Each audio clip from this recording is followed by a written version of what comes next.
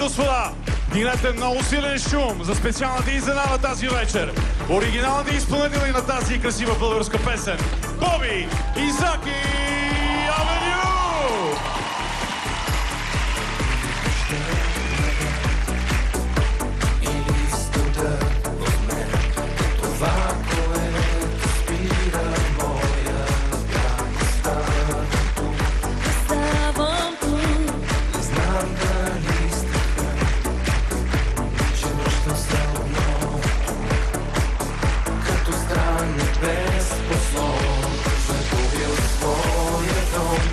Спира сега, свой ли пътя?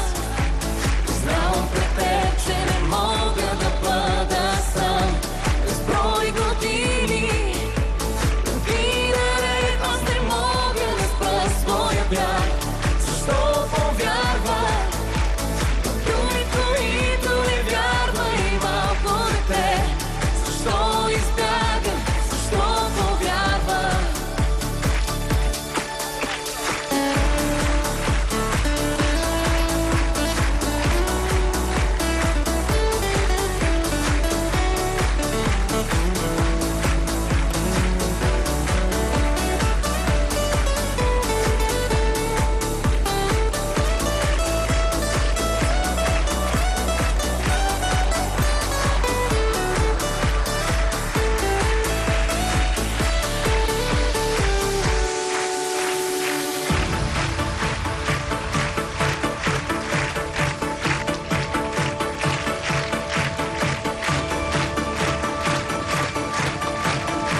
Да живее хубавата българска музика! Сега и за винаги!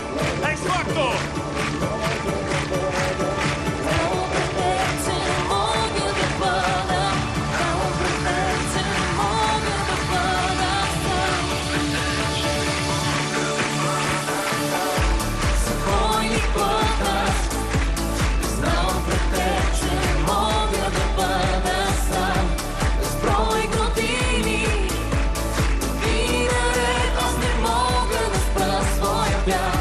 Защо повярва?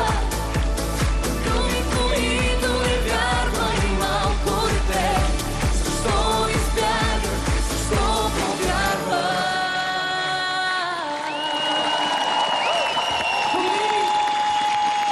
Страхотни сте, благодаря ви много. Аплодисменти за Надя, Гибсон и Боби и Заки! Благодарим ви за това парче. Това наистина е събитие да ви видим двамата заедно на сцената. Липсваше ли ви сцената и как се чувствате?